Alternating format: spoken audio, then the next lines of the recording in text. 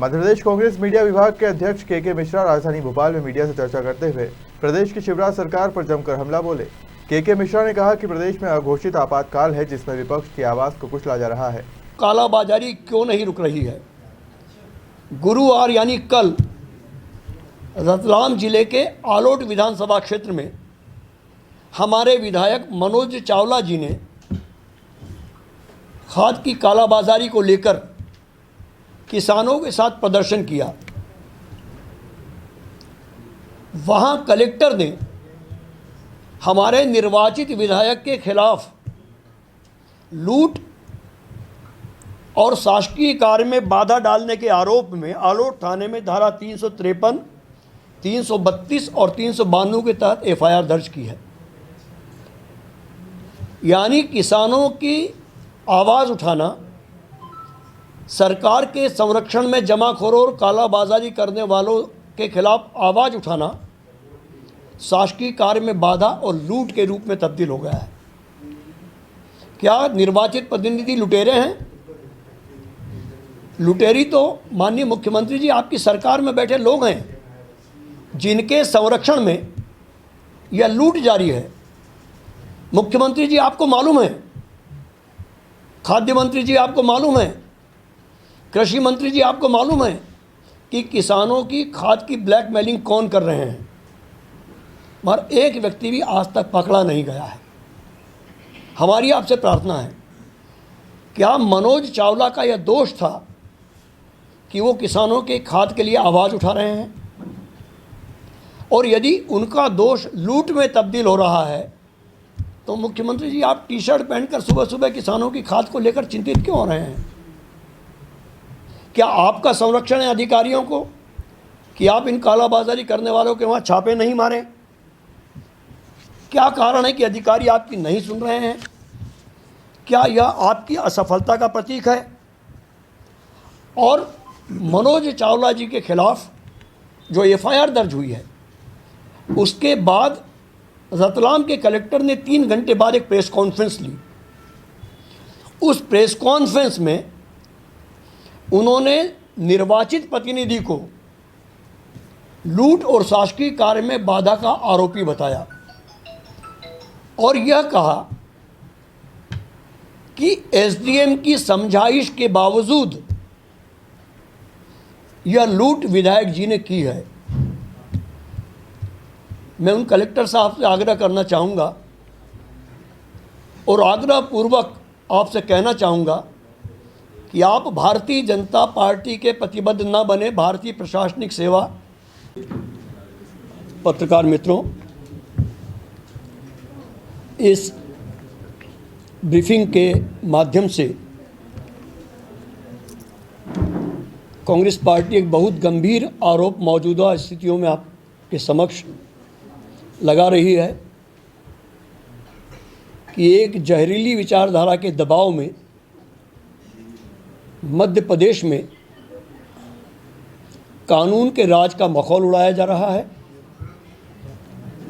अघोषित आपातकाल की तर्ज पर निरंकुश नौकरशाह सरकार के दबाव में गैर संवैधानिक कार्य कर रहे हैं। विपक्ष की वाजिब आवाज़ जो जनता के हित में उठाई जा रही है उसको बलात् दबाया जा रहा है। प्रदेश में कृत्रिम खाद का संकट उत्पन्न किया जा रहा है। जमाखोर और कालाबाजारी करने वाले लोग सरकार और प्रशासन को सीधी चुनौती दे रहे हैं और सरकार ने इन जमाखोरों और कालाबाजारों के समक्ष आत्मसमर्पण कर दिया है। विडंबना है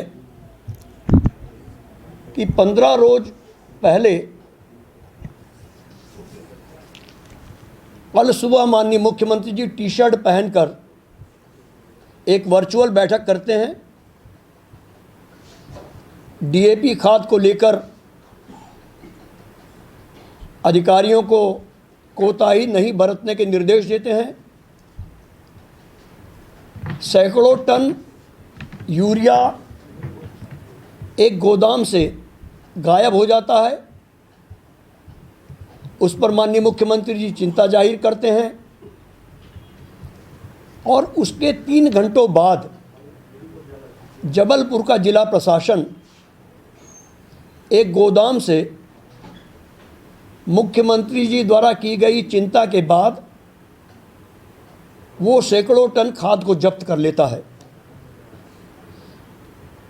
यह नौटंकी समझ से परे है कि यह नौटंकी किस लिए की गई। क्या मुख्यमंत्री जी के नॉलेज में था?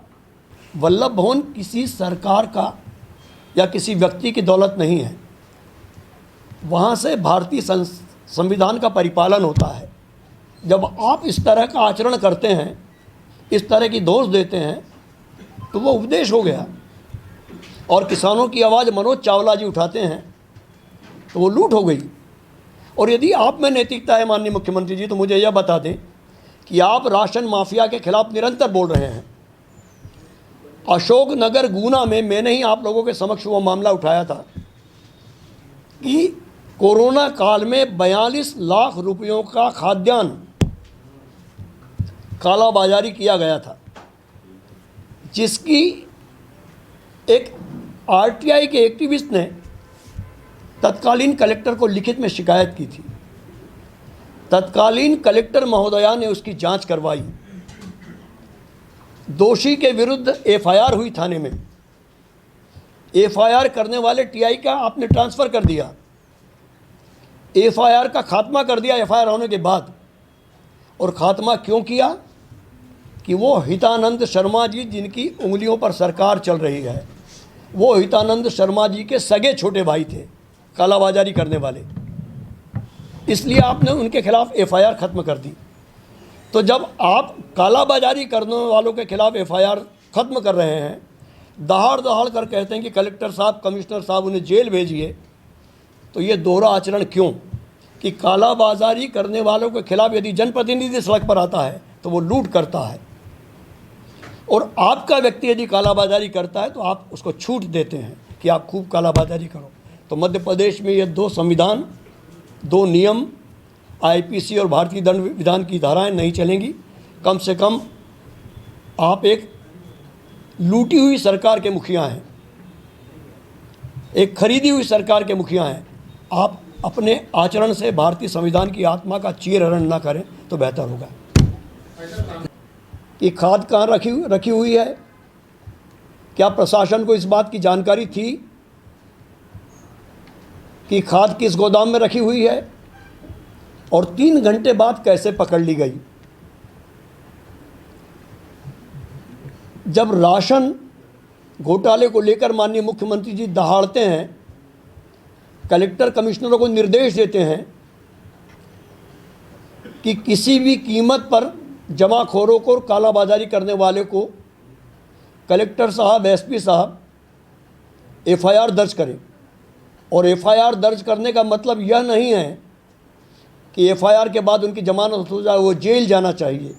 ये वीडियो माननीय मुख्यमंत्री जी के 3 वीडियो हमारे समक्ष मौजूद हैं, हमारे पास हैं। इंदौर में राशन की कालाबाजारी करने वालों के विरुद्ध, जिसमें संघ के लोग शामिल थे, हमने उसकी तस्वीरें जारी की थी कि काली टोपी में, खाकी नेकर में और सफ़ेद शर्ट में वो संघ से जुड़ा हुआ व्यक्ति राशन की कालाबाजारी कर रहा है। जो अन्य लोग पकड़ाए उनको रासुका में कलेक्टर ने भेज दिया। जो संघ से जुड़ा हुआ व्यक्ति था उस पर कोई एक्शन नहीं किया गया। मैं मुख्यमंत्री जी आपसे पूछना चाहता हूं कि जबलपुर में आपके निर्देश पर इतनी बड़ी कार्रवाई की नौटंकी हुई, जिस जमाखोर के गोदाम से वह यूरिया जब्त किया गया, उसके विरुद्ध सामान्य धाराओं में प्रकरण दर्ज क्यों नहीं किया गया?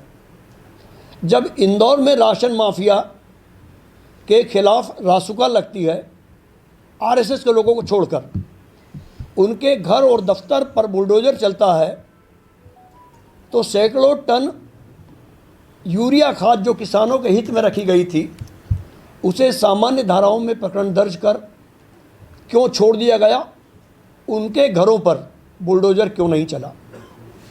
और जब पूरे प्रदेश का किसान हलाकान है डीएपी यूरिया खाद को लेकर, मुख्यमंत्री जी ने आपने 3 दिन पहले एक बैठक ली। उस बैठक के बाद 3 मंत्रियों की एक समिति बनाई। मुझे जानकारी मिली कि आज 7 बजे शाम को फिर अधिकारियों के साथ मुख्यमंत्री जी एक वर्चुअल बैठक यूरिया खाद को